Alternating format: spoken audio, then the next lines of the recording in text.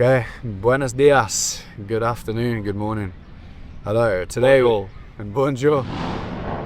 Today we are here with our top hitter, the best closer in the entire of Newcastle.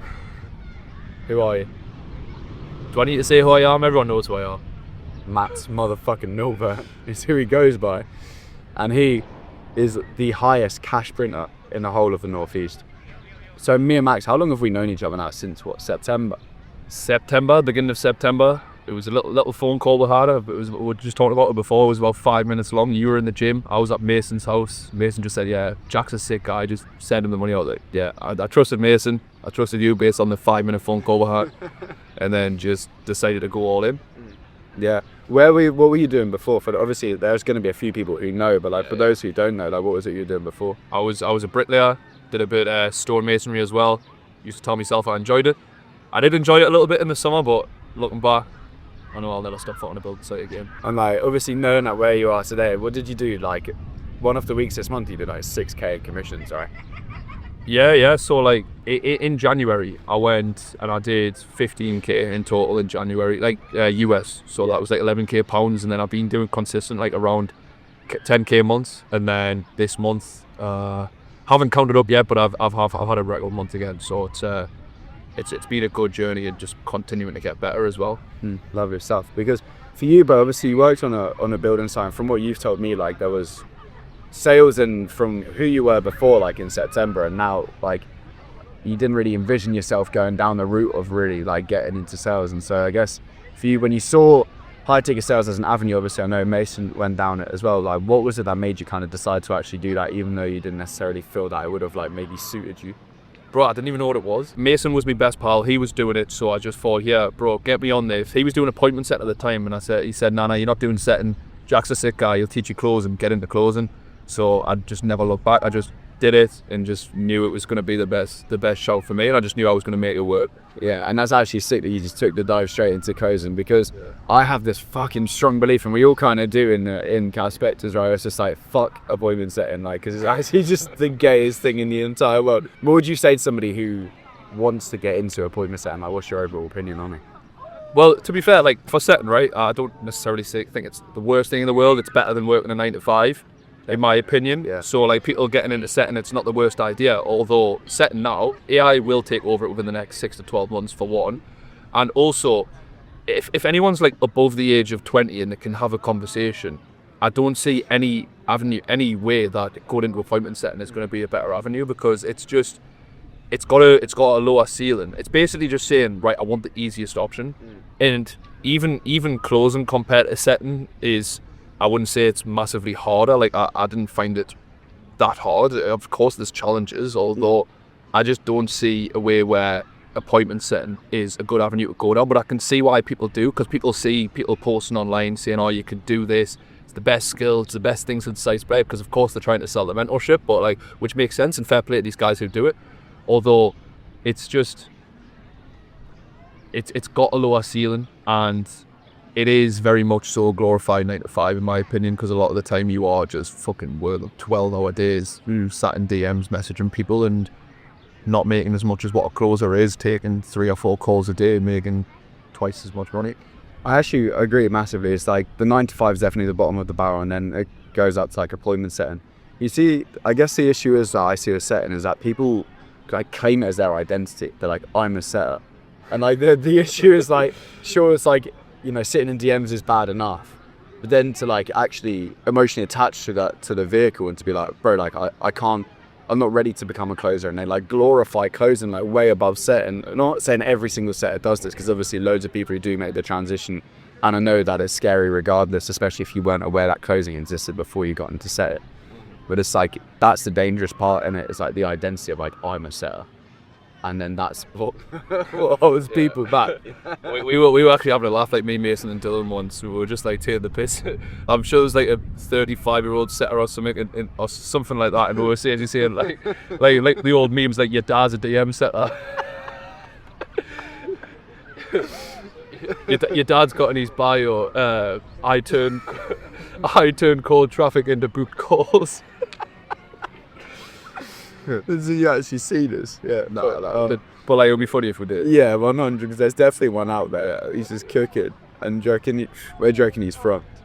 Sunderland. Yeah, definitely. Definitely. There's definitely some Mackems out there, 40-year-old Mackems in the DMs pretend to be some influencer, like 100%. Because you mentioned there that you had like, that there were some challenges. You didn't really find it that difficult, but there were some challenges. Like along your way, what kind of challenges would you say that you faced that were like, that you were proud that where it came?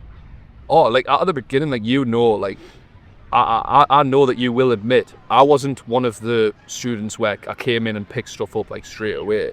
Like, we had to stay on some long one-to-one calls, just ramping things up and just actually overcoming, let's say, the basics of closing. And then after a while, it just got to after these challenges, after the doubts came up, it got to a point where I was just like, I'm sick. And I just knew after it was like a couple of different moments, a couple of different role plays, a couple of different calls with you. I just thought, do you know what? Like, I'm sick of this. I'm just gonna continue to get better as well. And like after those challenges, and of course I still get challenges now. Everyone gets challenges. Yeah, also still challenges. Like the other week, I had a poor week. I mean, my poor week was still a lot better than what I used to earn like as a bricklayer. Although I had a poor week, and like the doubts come up when you take a few calls and you don't close any. It's like I need to improve in this, but doubts now are just ways that I can improve, and it's like, well, that's something I can improve on, so that's how much I can get better, and I can make a whole lot more money. So, but doubts just turn into good things these days. Yeah, for sure. And it's sick because like Jeff Bezos says that as well, right? It's like when in business, when you met with a problem, if you see it as like, when I overcome this, I'm gonna make so much more fucking money. It's like you've become so keen to just actually get it done. When did you land your offer that you're on now? Was it in November? Middle of October. Like, Yeah. So there was like 10 days left in October. I did lie about my experience to get on the offer originally. Yeah, I remember that. And then after a few days, like the sales manager who I know now, who I'm pals with now, and he said, look, like I ended up admitting that I didn't have an experience. And he said, look, we're gonna have to kick you off, but you can take the rest of your calls that you've got. So I said, all right, I'll take the rest of my calls. And he said, and then I ended up collecting a bit of cash. Had a few decent calls. I wasn't a good call, so I'm not gonna lie, they were pretty much laid out. And it's like I was decent. I was better than the average beginner, but like I wasn't a great closer. But then I ended up collecting a bit of cash. The offer owner was like, yeah, like let's keep you on. I was the only one who collected cash because there was another closer on at the time, and then I ended up just staying on the offer. Ended up doing okay. Like my first couple of months, I replaced my bricklaying wage, and I was like, fuck, like, this is sick. I've replaced my wage. That's what I wanted to do when I got into the space. And then I thought, yeah, this is sick. And then I was like, well, how much more can I do when I can actually get better at closing? And then of course, January, everything changed, and then life's changed from there, and I've just become the man. Yeah, you've just become the fucking G, basically, and you always took the title of Newcastle's best closer, but you really fucking reined it in. A lot of people at the start, right, like and myself included, struggled to find a role. Like for me, it took me 5 months to find a role where I could actually even make any money, really. What would you say was different for you? That why do you feel that you didn't struggle with it? So, a lot of people, like that, I only got on one interview. Yeah. So like, a lot of people say, oh, it's lucky, but when I got on the interview, I did a role play with a guy, and he said, fucking hell, like, you're sick, like, we'd tell you're a good closer. So I knew I was getting on, and I had belief in myself. I knew I was going to go on and get the offer. And the loom that I still watched the loom back, and like, of course I could do a better loom now, but looking back, it was still a good loom. Yeah. And I just felt like I wouldn't say it was a whole lot different. I just did a lot of volume in terms of applications, but make sure that they were good quality. But that loom was definitely the best one I ever sent out, and it shows because I actually landed the offer. So a lot of people do a lot of volume, but they do a lot of shit volume, like sending generalized looms. It's just not the way to go at all. You want to make sure that you're doing a lot of volume, but then also a lot of quality as well. Definitely. It's interesting, right? How much did you used to make as a bricklayer? This was only like the last few months, I'm pretty sure, but £2,000 a month. Yeah, well, bang on. Yeah, I got paid you got paid weekly. It was £500 a week after tax. Yeah, 500 a week. All right. And this month, what's been your lowest comms in a week? $1,500. $1,500. So like, yeah, just over 1K caps. Yeah. Fucking hell. Now you're getting paid double what you would on your worst weeks. And it's been consistent, to be fair. Like, this month hasn't been as consistent. Like, obviously that was $1,500 a week, which wasn't great for my standards now, but across like the last couple of months, it's been consistent weeks where I've been doing around the same, which is like not the whole month's wage pretty much. So it's been nice. because like the money's sick, right? But like as you and I both know, it's like once you start to stack up like a bit of money in your bank account, and like, you know, it's not like an immediate need. It becomes less of a need and more just like a luxury, right? So like outside of the money, what would you say has like been been the change for you in your life that you actually enjoy the most now that you've actually been making the money, you cleared 5 figures a month consistently, and you can actually like fucking rinse and repeat that every single month? Yeah, well, a lot of people say that money doesn't buy happiness, and it doesn't. You've got to get the happiness with it, and then you get the money, in my opinion. Although, just being able to have money and live life the way that I wanted, like, a lot of people just say, oh yeah, it's normal. But then, I'm not gonna lie, I'll sit myself sometimes and like sit by myself, or like just like watching the sunset in Marbella and just like sitting with my pals who I'm living with now, and just think, fuck, like life's changed. Like this is life now. Like, of course, I've massively enjoyed myself over the last 6 months, and I've got plans in terms of what I want to do, which is a bit different to what I have been doing. Although, just like shit like this, just like random Sunday, pop down to the beach, little sea dip, and then chill with the boys. It's just, it's the simple things for me. It's not necessarily like of course I like driving a nice car and stuff like that, but it's not necessarily driving the flash cars. It's just freedom. Everyone's freedom's different, but my freedom's just living with my pals, going to the gym when I want to go, living in a hot country, just going in the sea and just chilling. Is this what you had like visioned in your mind at the start of your journey? Yeah, like me and you never had a sales call, so you didn't give us a future pays. But when I was doing role plays at the beginning, I always used to, like, if I was a prospect for someone, I would always pretend to be myself, and I used to just act as if it was myself, and like I used to say, like, yeah, I want to be living in Marbella. I want to be like just chilling, like going to the gym when I want, like living in a hot country, and just living with my boys, driving like nice cars and stuff like that. And like, obviously role players, like people used to like role players and like future pays me, saying like, yeah, you're going to be there, you're going to be like 6 months down the line, that's going to be you. And it's happening. And now it actually fucking is you, and that's the power of the future pace. And for me, like, that's also the reason why like I teach a future pace in the way that I do, is because it actually creates like a fucking moment for you to visualize in your head. Do you know what I mean? And it's like, you actually, like, I don't know about you, but like when people future pace me, even when I'm like role playing with them now, like I actually fucking like try to visualize it in my head. Yeah, 100%. And I think that's so sick. In terms of mindset, what would you say has been the biggest change in the way that you think? And like, yeah, what's been the biggest change in the way that you think that you feel has led you to where you are right now? So for me, like, I talk a lot about mindset now. I didn't even know what mindset meant. Like I didn't know what hardly like a lot of things that I talk about now. I didn't know what any of it meant. Like, let's say back in September, and I've still got a long way to go in terms of developing that knowledge as well. Although, just belief, really. Like, people talk about belief a lot, but it is belief, and just telling myself that I am that guy every single day. Telling myself that I'm going to be in a certain position every single day. The why is the most important. The how is less important. Like, of course, I'll always tell people to get into closing because, well, not always, but majority of the time I'll tell people to get into closing if I feel that they do well, which is majority of the time it is. And the how is less important. It's the why, and just having that reason why, having that visualization of where I want to be, and then automatically the actions just get took, and I take the actions in order to support that life that I want. Yeah, and that's actually sick as well, because I think a lot of people focus on the vehicle. I've been guilty of this as well, right? Like, they're like, oh, I wanna get into setting and closing, or even if it's just I want to do e-commerce, I want to do dropshipping, but they don't understand that, like you said, without that powerful reason why, they have no, when the hard shit comes up, they think, oh, it's because of the vehicle, it's because of e-commerce, it's because it's setting, let me try closing, or let me try fucking dropshipping, or whatever it is. And because they externalize the power of their success onto the vehicle, then what happens is they externalize the power of their problem onto the vehicle too, and it becomes this massive cycle that they stay in. You know what I mean? Yeah, because it's just the identity that people hold. If someone's done one thing, and like, I wouldn't, like, if someone's, let's say, done a different business model and not found success, I wouldn't tell them not to get into closing, because anyone can find success in closing. The only way you fail with closing is it's all in your power compared to some other things like trade, and that you're putting your power on other people. But if you've got the identity of failing in one thing, I wouldn't class it as failing, then sometimes that can just go into the other thing as well, and you are that guy who quits. So I would say just pick something and make it work, and don't stop until you have. And that was massive for me at the start of my journey as well. It's like, as long as I picked something, I didn't really care what it was, but it was like, I just need to pick something. And as long as I go all in on that one thing, then I know eventually it will happen.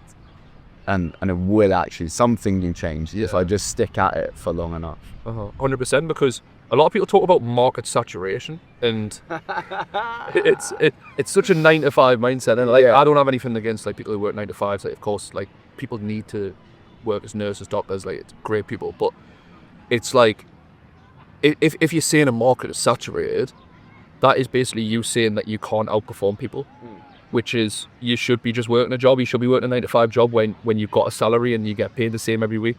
When it's commission based, when it's down to you how much money you make, market saturation should excite you rather than put you off. Like I know, like if let's say 100,000 people got into remote sales tomorrow, like, or 1 million people made the transition from corporate sales into remote sales tomorrow, I know I'm still going to succeed. Like, I know fine well I will, because it doesn't matter about how many people's doing it.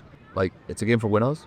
It's never saturated at the top. Nah, never. Fucking no. So, like, let me ask you this, bro. Like, if you were to look at yourself from an outside perspective, let's say that you were like a fly on the wall spectating Max Milburn over the last 12 months, like, what would you say have been the biggest changes about you? Biggest changes? The way I view myself. I would say so. Elaborate. So in the past, I mean, it sounds cliche, but it's like, in the past, I just viewed myself as a brickie, a lad who couldn't do anything online. I used to say, oh, like, I'm not tech savvy, I can't use a laptop. I actually hadn't even sent an email in my life before I got into remote sales. The fuck, really? Like, I always used to say it. Never knew that. I always used to say it, like, like, I would love to do what Mason did. I would love to do what these people do. But I'm just more suited to working with my hands. I'm more suited to working on site. And since then, I know that anything that I can do now, I always internalize everything. So every single thing that comes up, I even correct myself. Like, I was saying, oh, I couldn't do that. Just don't say stuff like that anymore. I just say, like, things like that don't come out my mouth, or don't come out my mouth. And I know that massively serves me. Because in the past I'd be like, oh, I can't do that, I'm not good at stuff like that, or I would blame other people other than myself for things. Whereas now, I just internalize everything. I make sure that every single thing in my life is in my control, and anything that goes wrong, it's my fault, and it's down to me to find a solution to make that better. And that's not just with sales, that's with everything. Like, literally every single thing in life, what I've changed about myself, it can improve. I always believe that, like, the old dogs can learn new tricks sort of thing, right? I'm not calling myself an old dog as such, because I'm still fucking young, obviously. But in terms of, like, the one thing that you massively reinforced into me as well is that, like, you always have this mindset of just, like, it's already done, I've already achieved it. And you always, like, reaffirm that into, like, whenever we speak, I'm like, how are you getting on? Like, how's this going? Like, how are your comms? Like, is there anything you need help with or whatever? And you're like, nah, it's already done, already achieved it. And I'm just like, damn, bro, this guy's actually on fucking smoke. I'm like, yeah, bro, like, because sometimes I think it can be easy, and I've been guilty for this too, like just slipping out of that mindset a little bit, and then but you always seem to catch yourself, at least when I speak to you, like you always seem to catch yourself pretty quick with stuff like that. It's not a case that, like, things like that never happen. Like, I'm human at the end of the day. Like, even last week, I had a worse week in terms of sales, but I found ways, like, I was still internalizing things, but then I noticed myself, I blamed something other than me for one thing, and someone called us out on it, and I went, do you know what, you bang on, I am, like, it's down to me. I definitely could have closed some of those deals that I didn't close, but then like, of course I'm human, of course there's going to be things that creep up, but I do make sure that I always just, like, it already is done, it's already happened. Anything that I want to achieve, it's not like, oh yeah, I really want to achieve that, I'm just like, nah, it's done, it's already happened. Yeah, and that's actually sick, bro, and I love that. I love the way that you think because of that. But it's taking the actions that support it already being happened. Like, it's already happened. It's not like just like manifesting where it's morning affirmations and just expect everything to fall on your lap. It's like, of course, pray to God, like, manifest, use the affirmations, but feel the emotions of them and take the actions towards what I want to achieve. That surface. Because you inspired your brother to do this as well, right? Like he was telling me when I jumped on a call with him the other day, he was like, were you in Austria taking a call or something? He was trying to sleep and couldn't sleep, and he came out and he said he heard like the way that you were speaking, the way that you were asking questions. He was like, fucking hell, like it almost seemed like a new version of you. Yeah, honestly, like that's the thing. A lot of the time, people say when you get into something like this, it's like, oh well, some people travel, so it's like worse in the relationships with the family. But I just feel like my relationships have got a lot better as well. Like I'm such a better person now. Like my family noticed that as well, and with my brother, it makes me very much so like proud. He taught me how to be a bricklayer, and then Did he? Yeah, pretty much. Yeah, like my brother basically taught me how to be a bricklayer. So for me to help him get into this space, because I knew, like I kind of, like he said, like look, like I'm proud of you, like you've smashed it, like I want to get into it as well. I was buzzing because I didn't want to like pressure him into it. I just wanted to let him come to his own conclusion. He ended up hearing me on a call and he was like, look, I can do that, because he's seen me as a bricklayer. He's seen the type of guy I was. Yeah. He actually spoke on Dylan done a mindset call in the community, and he actually said, like, he was describing the type of guy I used to be. He exaggerated it a bit. Like, I wasn't that bad, but he was basically saying I was a shit house and like didn't have time for anyone else. And then like a few other little bits in terms of what I used to do on the weekend and stuff like that.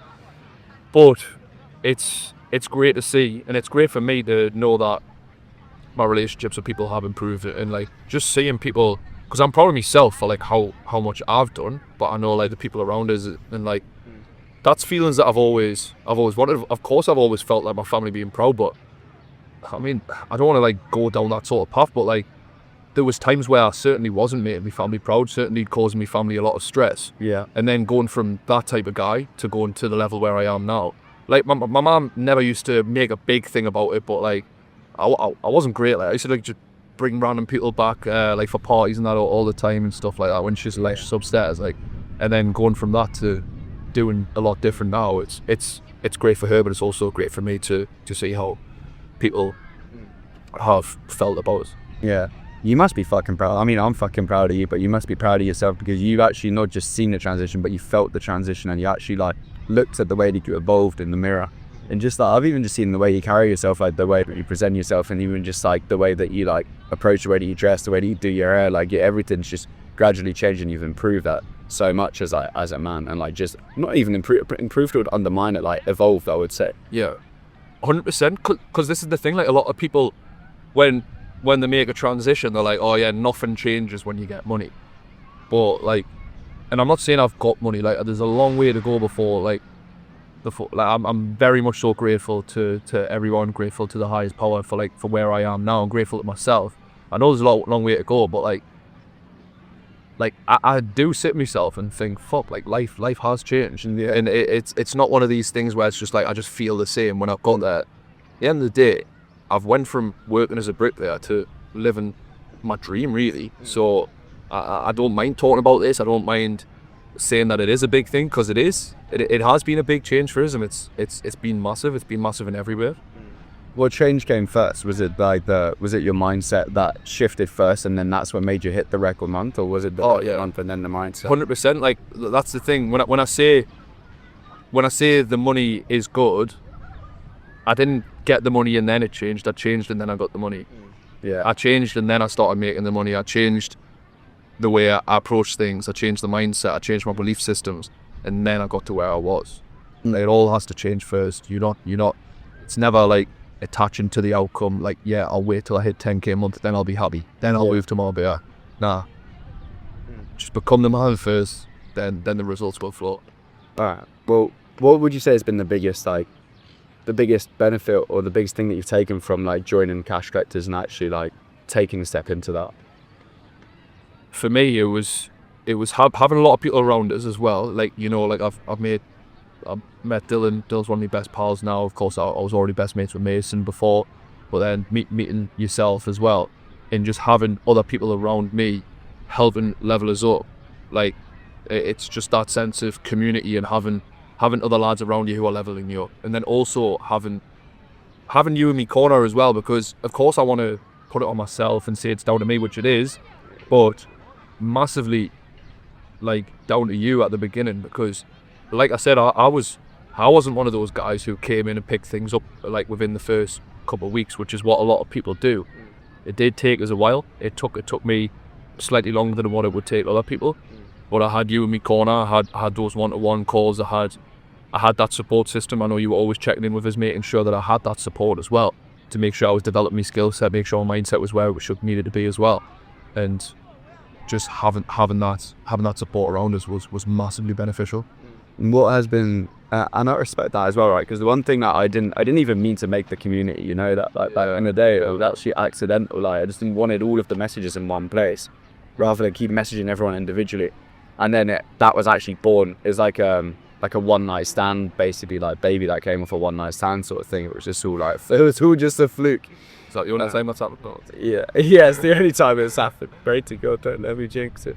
But yeah, well, before we end it, I got 3 questions for you. The first one, if you did, like, what has been your, you don't have to say exactly on the dot, but like roughly what have your commissions been since January? If you went January, February, March, April, May, like what have they been? So January was 15, I believe. February was around 10, and then I did a couple of 10s, and then this month, another record month. I need to count on, but it's been a good one. To be honest, I don't like, I have done in the past, but I kind of want to go away from saying exactly how much I make. I know a lot of people do it in the space, but like, I know I'm doing well. I don't need to tell everyone how much I am making, but I'm sure people can work things out.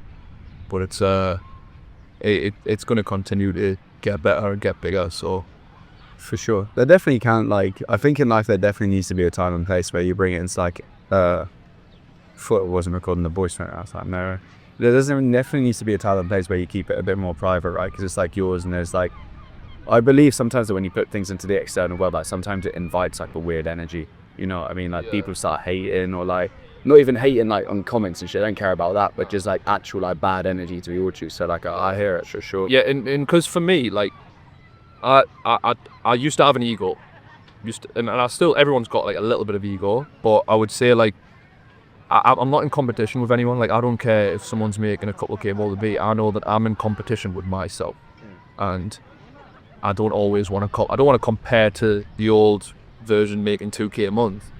Although I'm always in competition with myself, and it's not about like putting it out there how much I'm making. Like people can work it out, but it's one of those where I know I'm going to continue to do better, and I don't need external validation. And to be honest, like in the past, like when I first got into the space, I'm not going to lie, I did want a bit of external validation. I had a big ego. I told everyone I was going to find success, so I was happy when I did, so I could put it out there and people could know.